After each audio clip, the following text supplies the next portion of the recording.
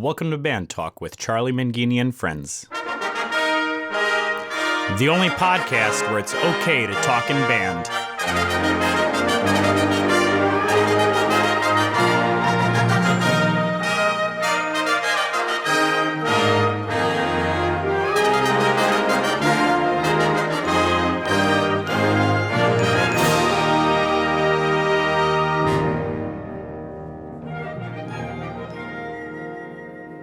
On this podcast, you will be able to hear conversations with some of the greatest names in wind band conducting, composing, and arranging.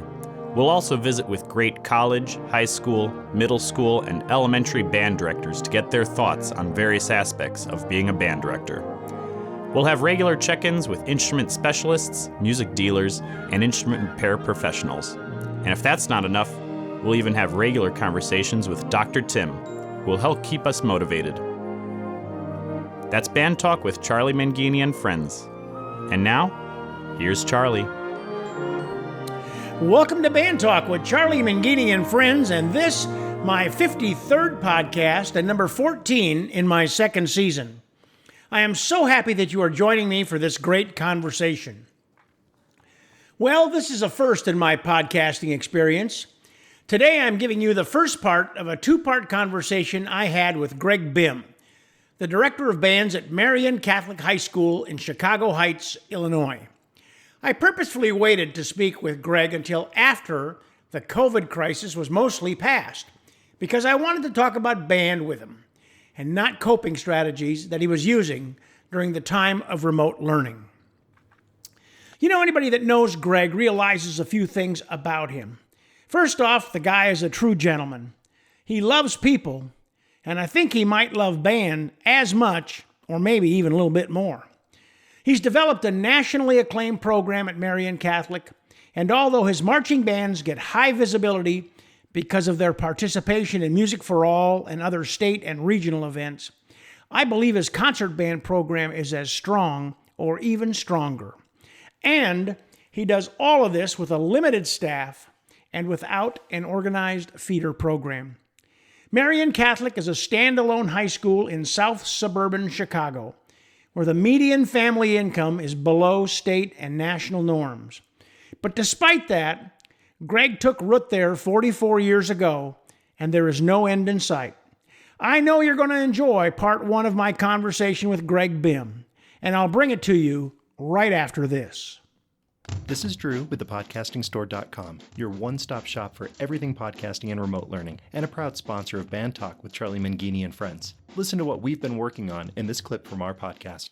I wanted to talk about something a little different today. If you only know me from the podcasting store, then you're only getting part of the story. The podcasting store is our electronics and broadcast equipment part of the company, but the other company that we have is Boomer Music Company here in Fort Collins, Colorado.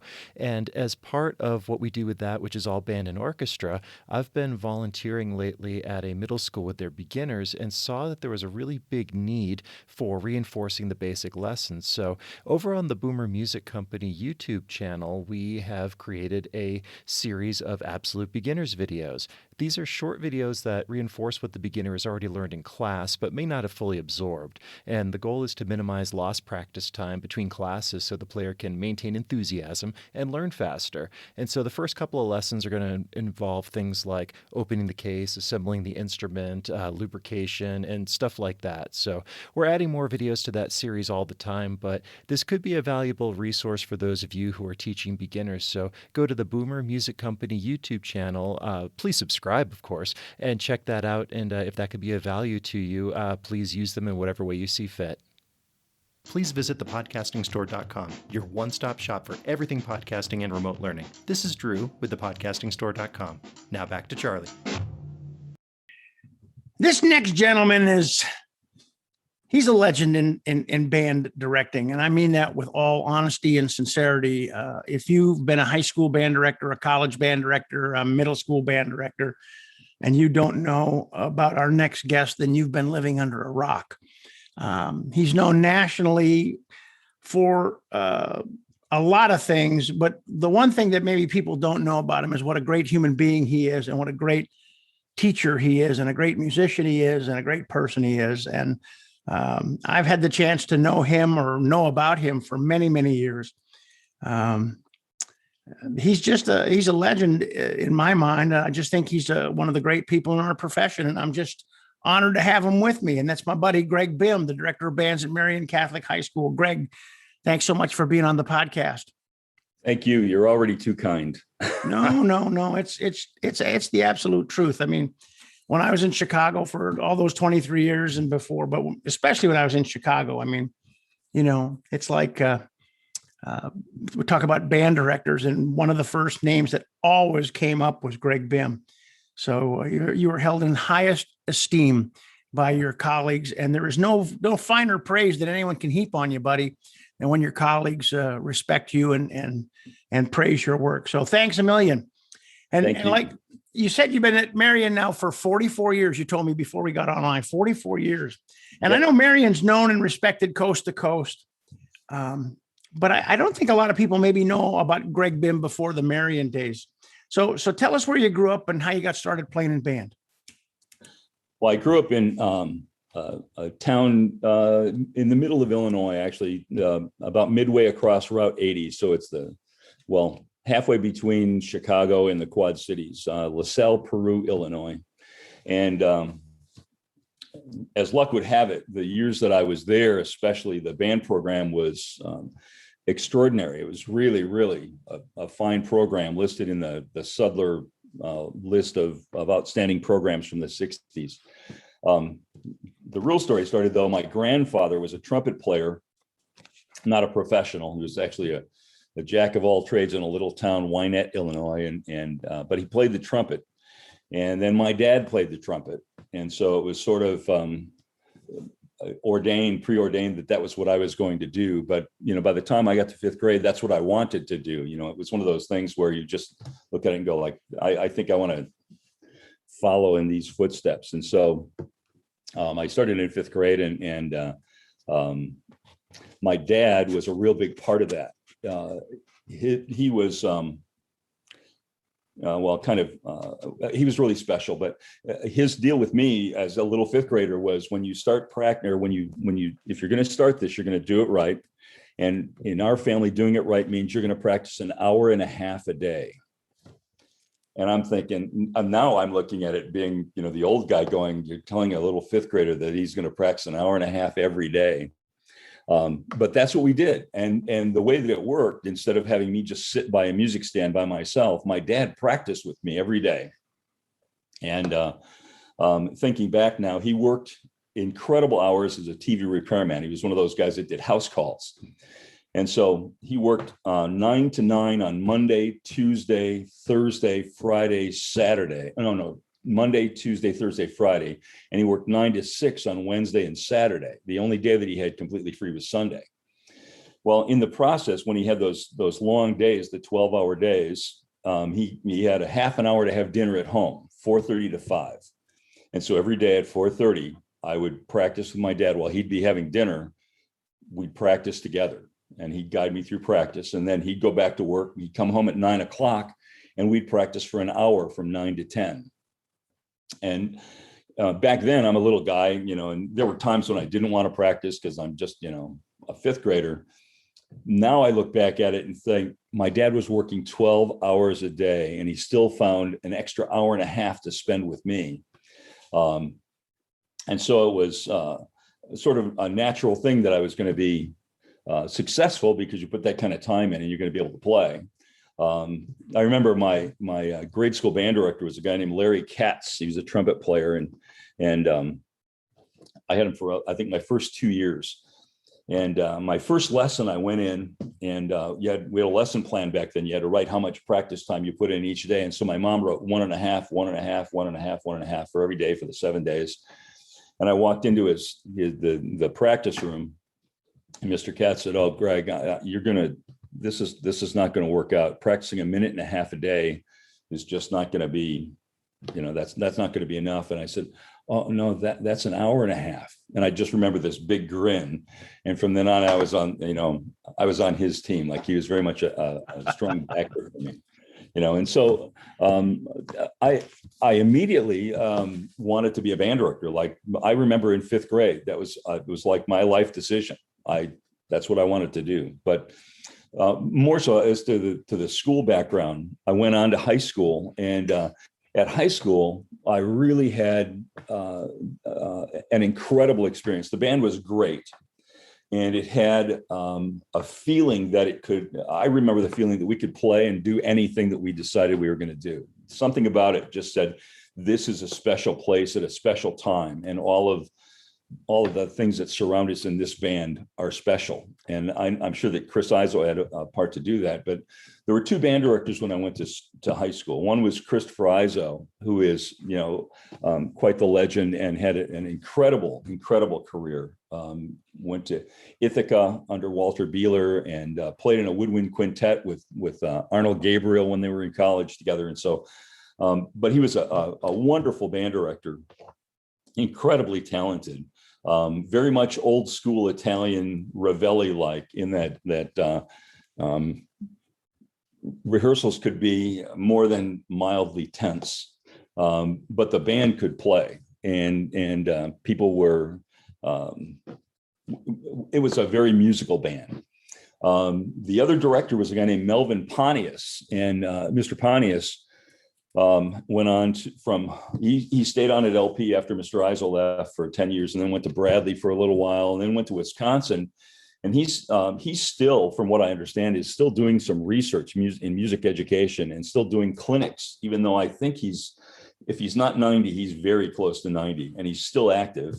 And the thing about Mr. Pontius was he was a fine musician too, trombone player, but he was brilliant. Yeah, I mean, he was just very much and very much an academic. And so I had two band directors in high school, both incredibly talented and intelligent. Mr. Iso was much more a raw Italian emotional musician kind of guy. And Mr. Pontius was much more the academician, like really, I guess that's the best way to describe him. And so I saw the best of both worlds, I think.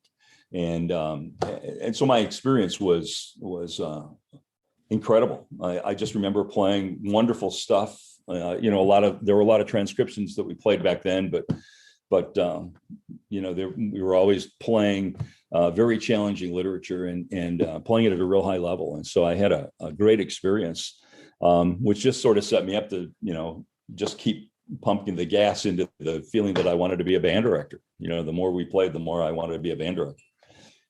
Never wanted to be a professional trumpet player. Never, though I did play along with Blood, Sweat, and Tears and stuff, but my real goal was always to be a band director. So you wanted to be a band director in fifth grade, and then so you got this vision in your mind, and you had gone to this incredible high school band program. So as you look back, how did that experience in high school help to shape your vision for when you became a high school band director? I mean, what were those traits, those benchmarks that you said, man, I'm going to make sure we do this? I think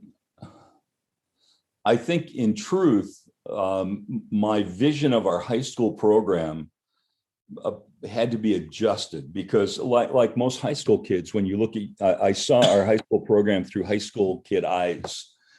And so when I graduated from high school, I thought that my vision of what LP was what it was supposed to be. And so I was very aggressive when I was thinking about this is what the high school band has to be. In thinking back now, I learned about responsibility. I learned about how to prepare music. I learned about great literature and what it feels like to play in a great ensemble. I learned what it feels like to be in a group that is bound together by performance and just the pride in what you're doing. And those are the things that I think were the strongest things that came with me. I learned a lot about literature from both Iso and Pontius, and from two different directions, like as I said before. So those are the things that went with me most. When I had to adjust, though. I mentioned that I was aggressive when I was in college at Illinois State, I student taught with a guy named Bruce Hammett. And Bruce was the band director at a little town, Fairbury Cropsey. Well, it was the town was Fairbury, but the school was Fairbury Cropsey. And one of the things that Bruce did for me, I still, when I started student teaching, I still had this vision of what a high school band program should be. And it was my ideal version of what LP was.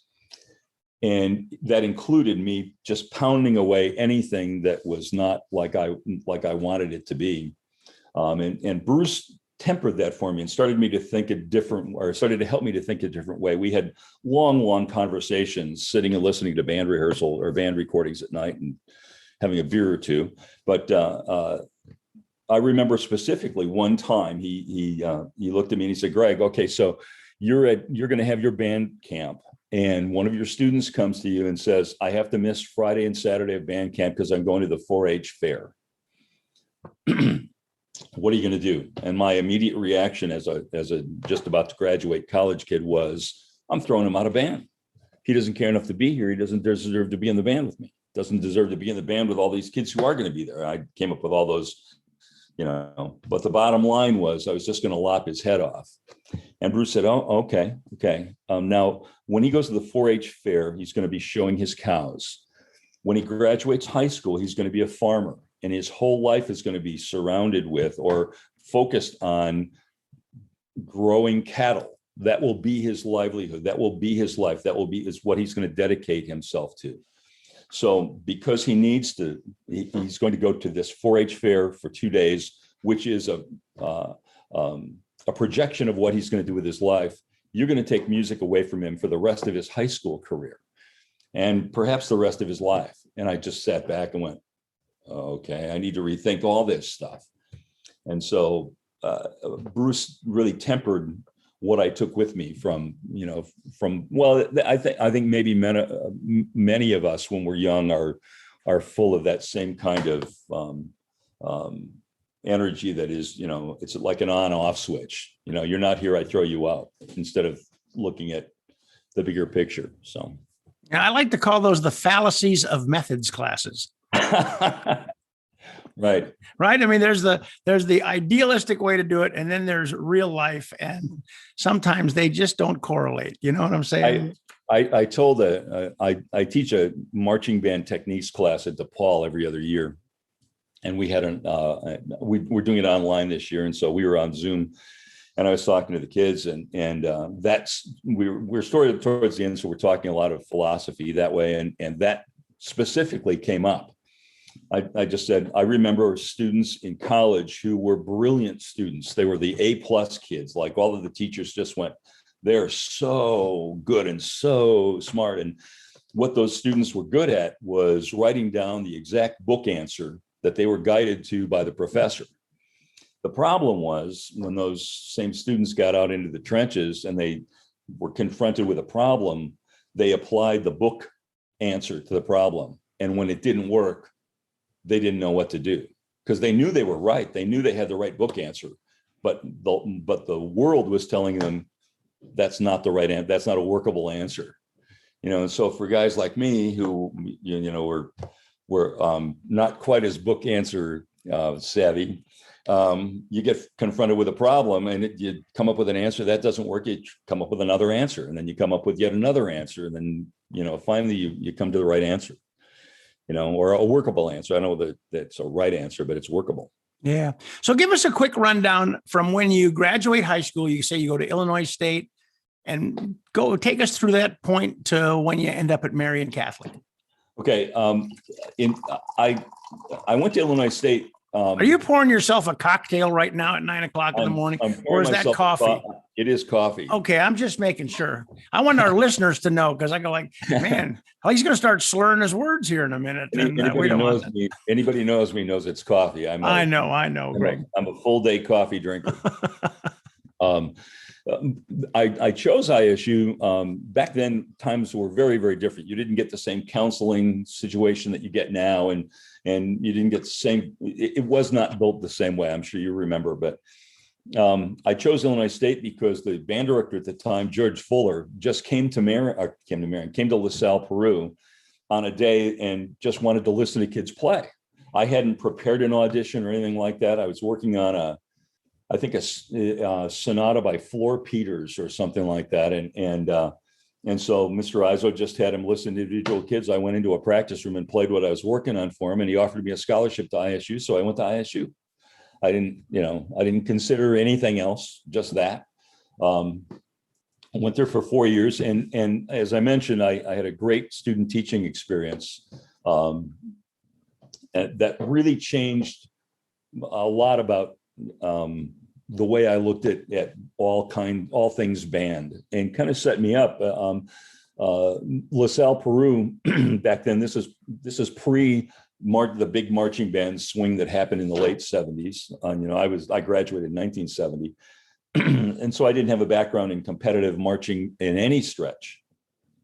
They wanted to build a drum corps back in my high school days. They wanted to build a drum corps between Ottawa and LaSalle, Peru, and they could have built a monster. We had some of the trumpet players that were there. Like when I was in high school, one of the trumpet players that was with me there is the trumpet professor at the University of Northern Iowa.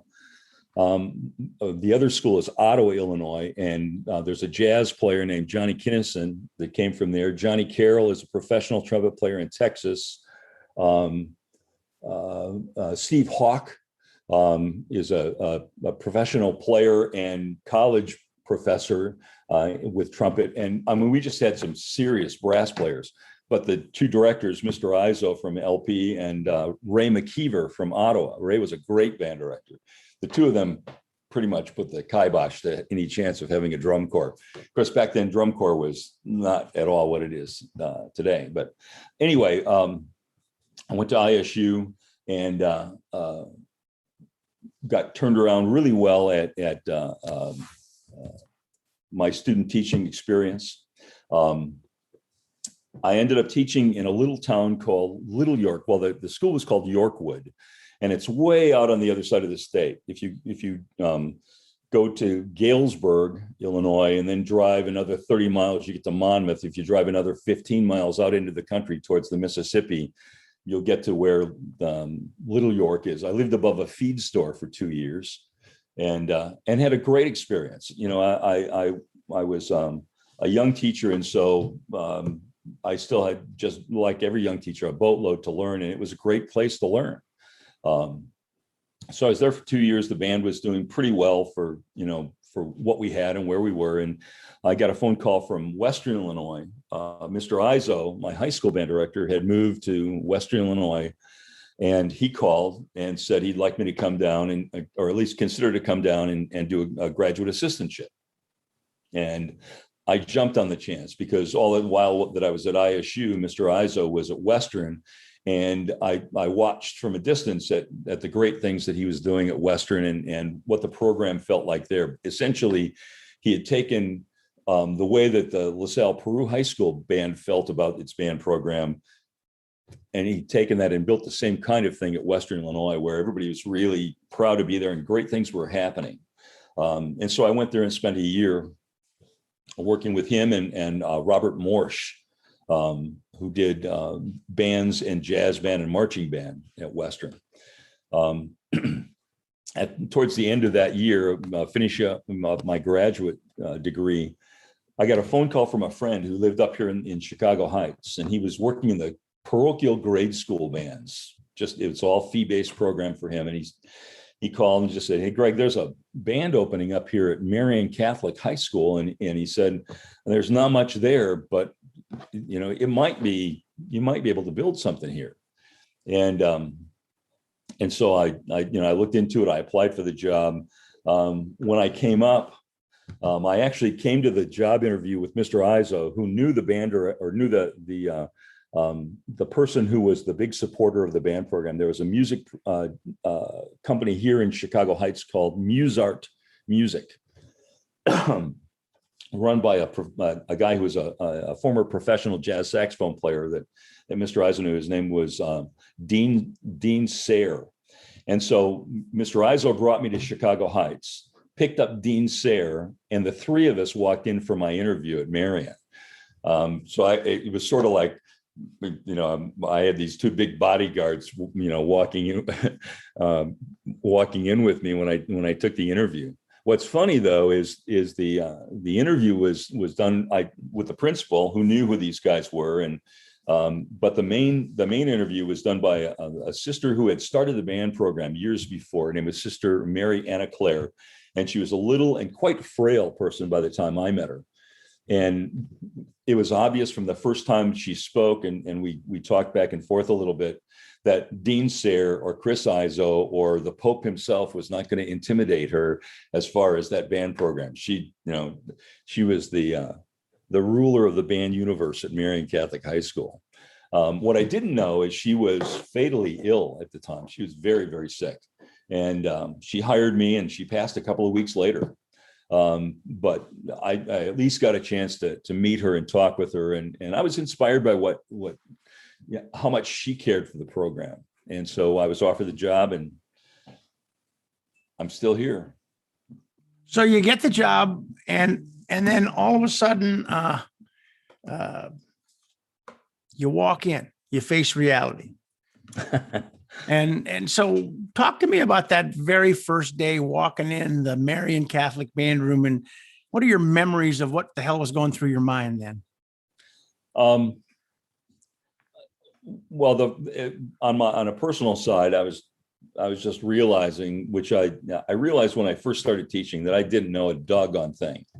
I mean, you pick up stuff along the way that I've learned to access later, but the real truth is, as a new teacher, if you think you know anything, you've made a mistake. So I wasn't making that mistake. I just knew that I just had a lot to learn to make all this work. The band itself was it was small. There were two bands here at the time. One was it's still called the Symphonic Band, and it had probably 50 kids. And that was also our marching band. And then there was a second group that was mostly freshmen. And then some of the upperclassmen could sign for a second band class and play a secondary instrument. But essentially there were right around 70 total kids in the program. And there were a couple of good players, that had developed along the way. And probably, there were a handful of kids who really wanted the band to be good. Like they were sort of on the band team, not the Bimm team, but the band team right away. There were a number of them who were not at all on the band or the Bimm team at all. They not necessarily good players. They were just there to kind of pass the time. And so they didn't, as a band, they didn't play very well. And so we had tons to work on. And in one of the issues with that too was I didn't have a full set of tools to work with. I was still, it was my third year teaching at the high school level. And so I just had to find my way through things. Luckily, the kids that cared a lot were on the team right away and worked pretty hard. And we got a couple of things that the switches got flipped that really helped us out. We after my first year at Marian, my first year was to teach those two band classes. There were 6 periods in a day, so I taught 2 band classes and 3 introduction to music classes. Which at Marian, when you came in as a freshman back then, you could choose to be in band for the entire year, or you could have 1 semester of introduction to music and 1 semester of PE. Those were the only 2 choices. The problem with the introduction to music class is every freshman that wasn't in band had to be in one of those classes. And so they were full of kids who didn't want to be there. And so they were an interesting struggle to try to motivate the kids to want to learn anything at all about music. On the band side of things, we got a switch flipped very quickly. After that first year, the school changed its schedule to a 7-period day. And 1 period was meant to be a study hall for everyone. Like everybody had to have a study hall. And so that gave me two things that I worked with, and the principal just allowed me to move forward with this. They did two things to help. I could write passes for any student who wanted to come down and practice during their study hall time. So I had access to the kids as they were practicing, and they had time, convenient time that they could practice. And it was something that they wanted to do because that was way better than sitting in a boring study hall. So I had kids who could come down and practice. But the bigger thing was the school, at my request, decided that they were going to take the second band and schedule all of their study halls into the period of the first band. The top band met fifth hour. And so they took all of the kids who were in the second band and put their study hall fifth hour. What that meant was I had flexibility. Anybody in the second band that played well enough and could move up, they could move up into the top band. And during marching season, I could march everybody because I could meet them together. All I did was give the study hall back. It was actually, I think, fifth and sixth hour at that time. Like the top band met fifth hour, the second band met sixth hour, but the second band had study hall fifth. So all I did was flip back and forth. So essentially what happened, and we had almost no dropout rate. I think I only lost one student to drop out my first year. Her name was Beth. I won't give you her last name just because this is out in the open, but her name don't like put her email address or phone number. Don't give that, Greg. And she was a clarinet player, and I can remember the conversation we had.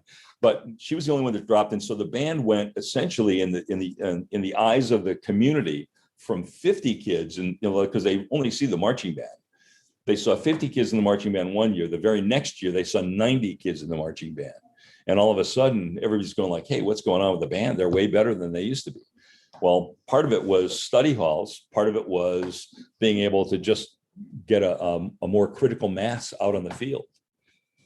And so that started the pendulum to swing towards having a lot more energy in the program.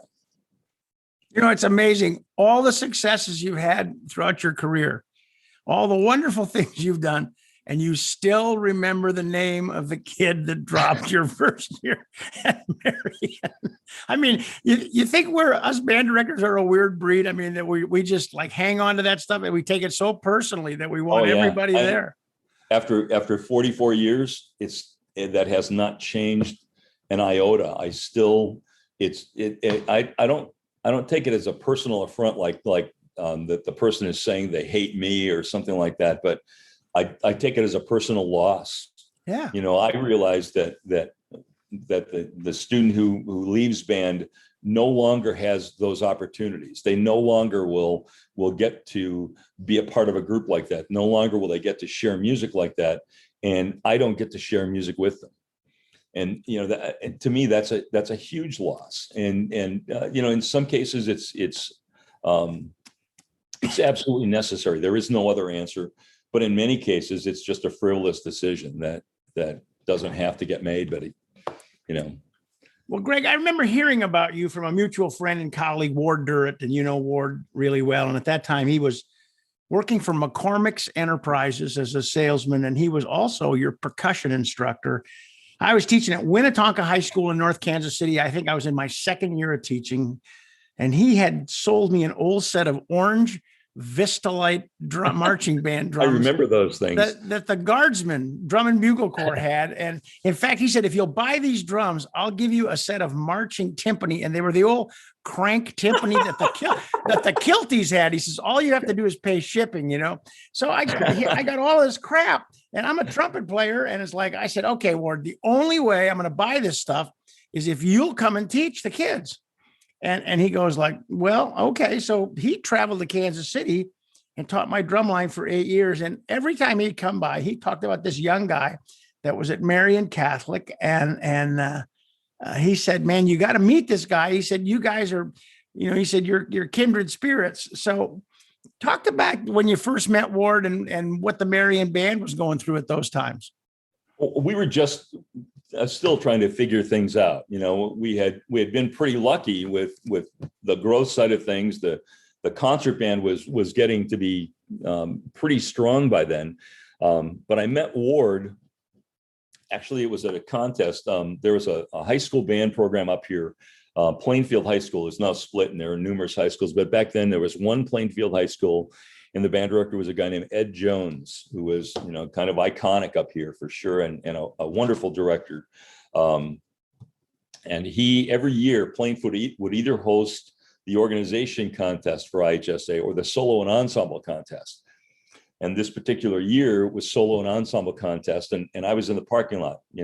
I was one of the last guys to leave after that thing. And so I picked up our score sheets for all of the soloists and ensembles and stuff, and was getting, out of my car, getting ready to go home. And I heard somebody call my name. I looked over, and it was Ward, a very tall Ward Durrett. And he just said, "Can I talk to you for a minute?" And we talked a little bit, and he said, I really am impressed with what's going on with your percussionists and stuff. I really would like to be able to work with your drum line. And my answer was, I would love that, except we don't have any money.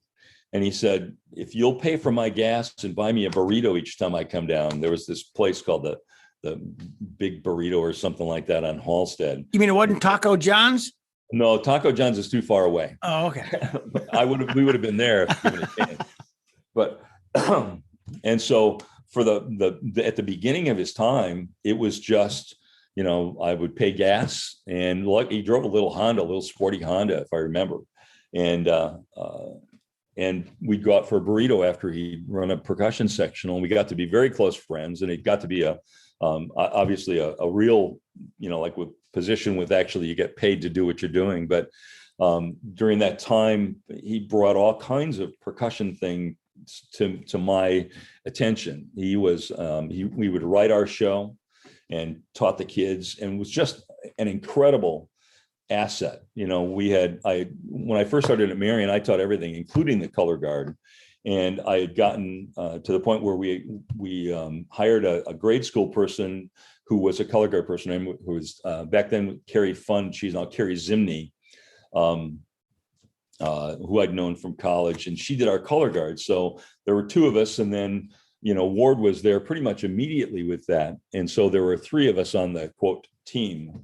But Ward became a real important part of that. He wrote for the drums, and his writing was not the techno drum stuff that everybody writes. It wasn't like how many notes can I get in, and how many different pataflaflas or whatever kind of things they do can I get in. His writing was very much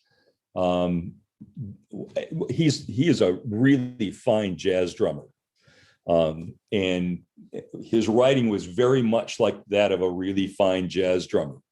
The band always knew where time was, and whenever the band needed to get set up so they could play a really powerful attack, that setup happened just as perfectly as a good jazz drummer would do. And so he helped us to play well outside. His writing helped us to play well outside, and we became really, really close friends. He was exactly the kind of person that I wanted working with the kids from a philosophic standpoint. And so I do remember that he would talk to me about Winnetonka, and when he'd come up, he'd tell me he'd been down there and stuff. And one specific thing that I remember is he had a T-shirt that was from some place that it was like a restaurant that sold chickens. Stroud's Chicken. We choke our own chickens. That's what it says on the back of it. That's right. Stroud's Chicken. It's still there, and it's the greatest pan-fried chicken you've ever had in your life. Well, he had this big T-shirt that just said whatever the name was, but it says "We choke our own chickens," and that was, I don't know what that is, 40 years ago, and I can still remember the T-shirt. Oh man, not a good thing to wear around a bunch of high school kids. I also remember around that time, you brought your band to the Bands of America Summer Grand Nationals in Whitewater, and you were the lab band for Bob Buckner and his staff, and he worked with your students for a week, and you did an exhibition at the finals on Saturday night, and it was just so awesome to watch that whole process. How did you get involved with that idea, and what did that 1 week with Buckner and his staff and that being put in the spotlight in that laboratory setting, how did that help Marian Catholic evolve over the years? Well, if we back up a little bit, we started competing actually in the summers 2 years before that. 2 years, I think, 2 years before that. There were a couple of contests that happened that were lead ups to summer nationals in our area. That whole Midwest circuit kind of thing. Yeah.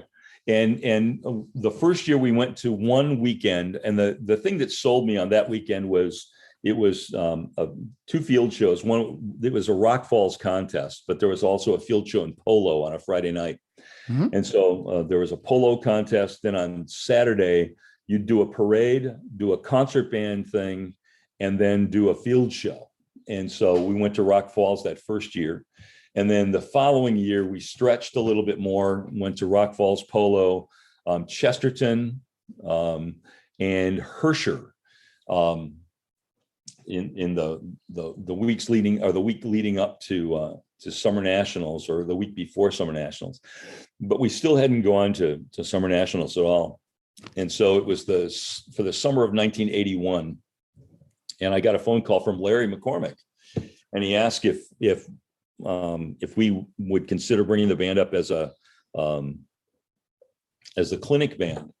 And since we were already going out and competing, and and in truth, the band was getting pretty good by then. Not super good, but we were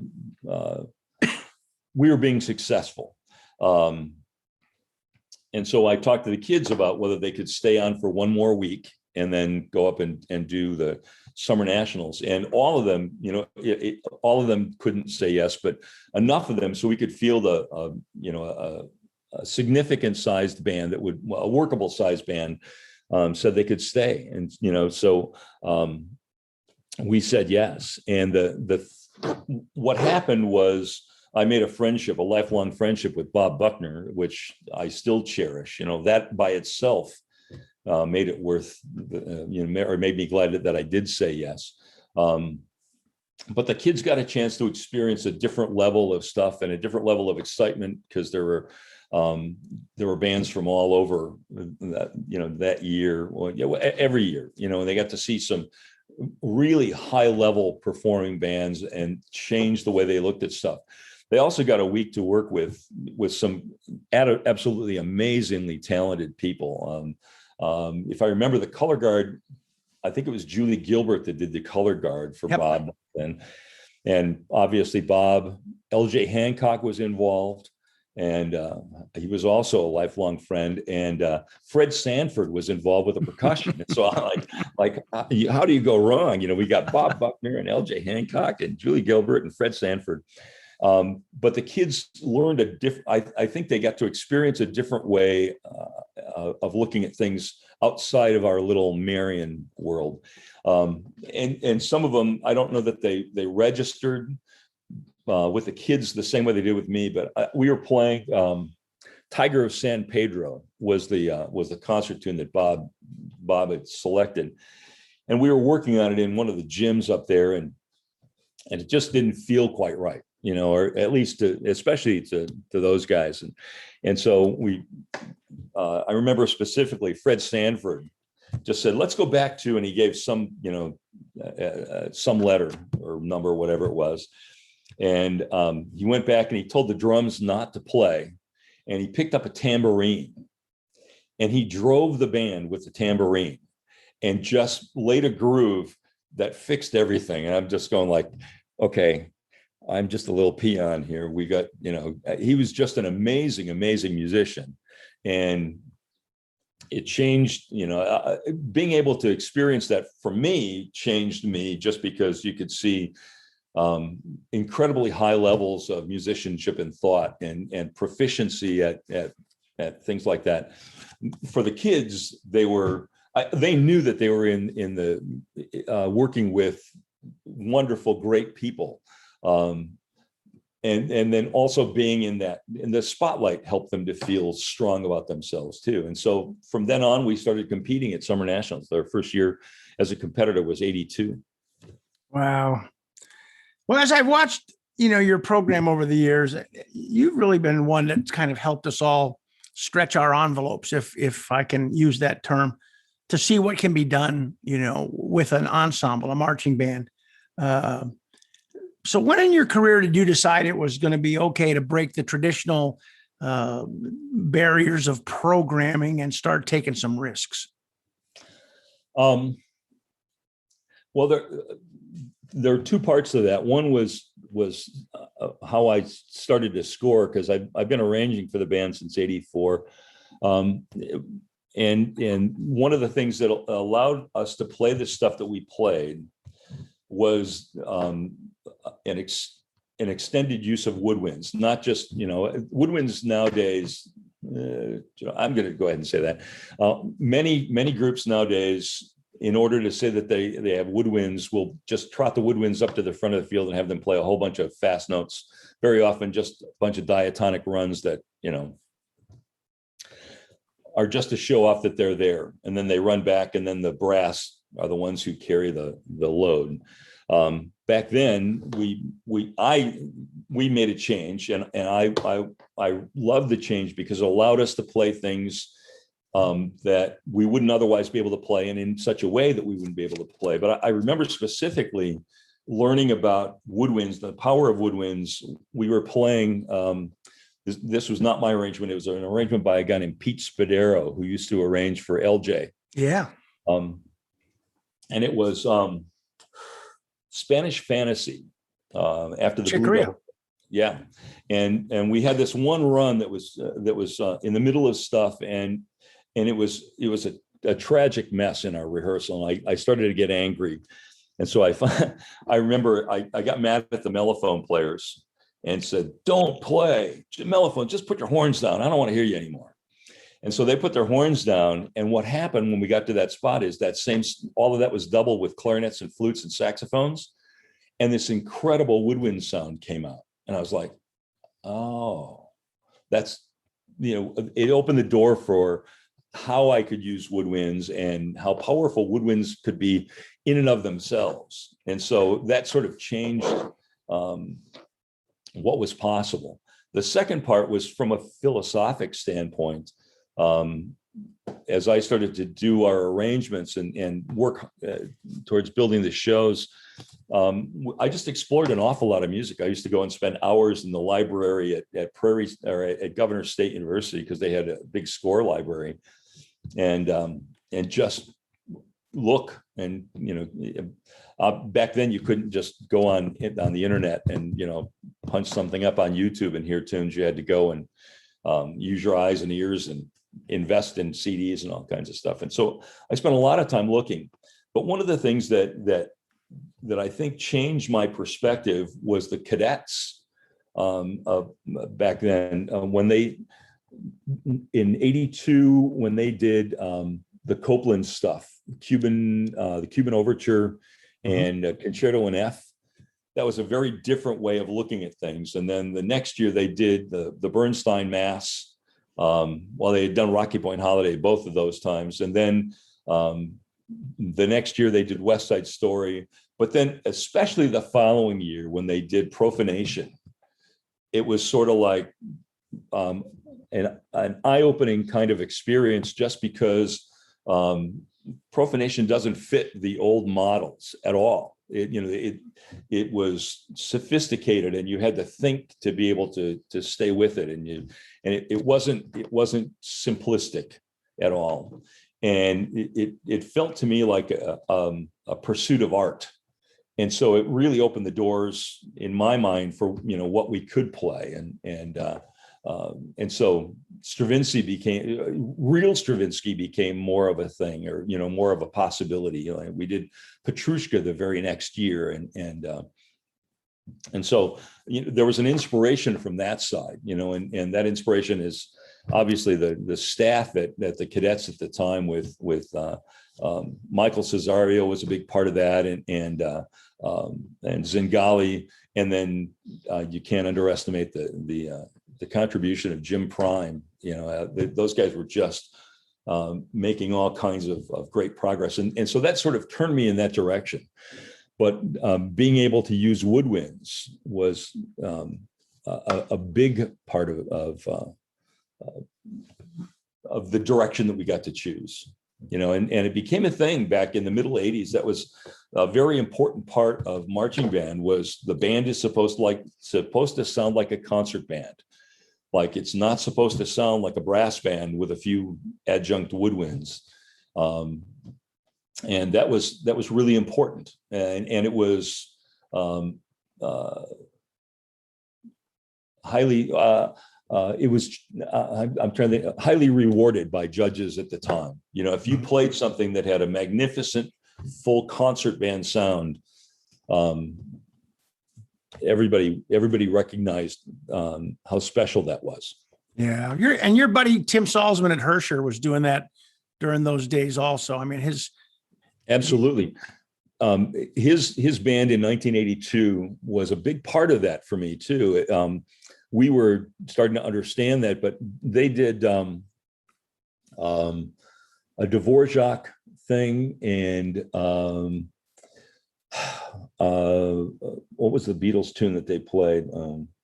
Eleanor Rigby, I think, was their concert tune, and they played Copland's Tenderland at the end of the show, if I remember right. And Tim really used woodwinds in an extraordinary way at that time. I remember specifically that it was a great sound, and that was an inspiration too. Yeah.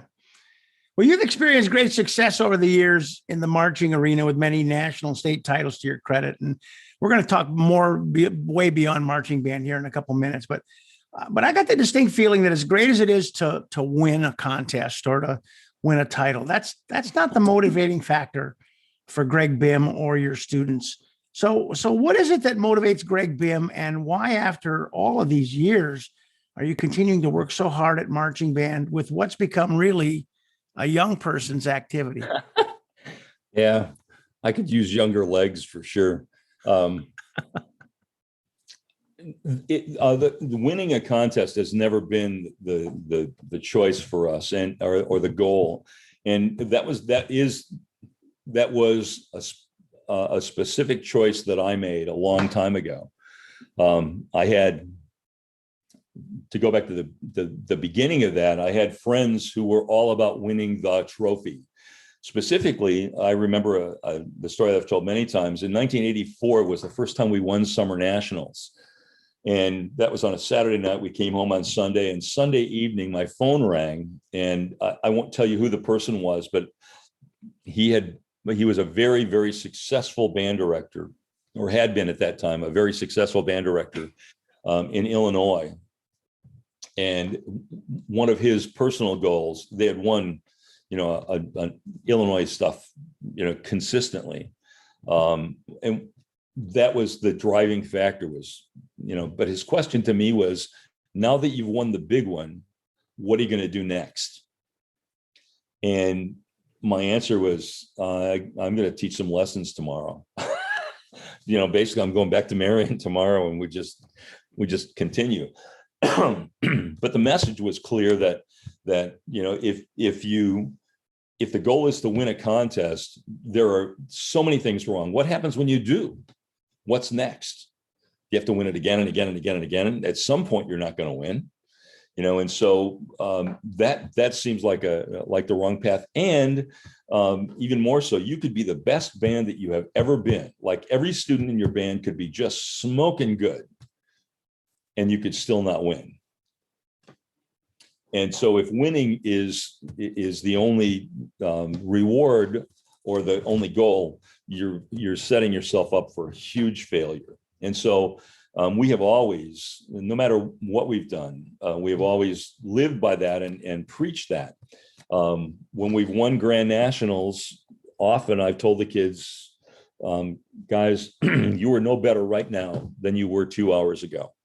You are still the same that you were. Your show, if there were flaws, they're still the same flaws. They didn't all of a sudden go away. So don't start thinking that, you should feel happy that the judges felt like they, like you had done a good job today, but that's pretty much it. And you can't put all of your eggs in that basket on either side.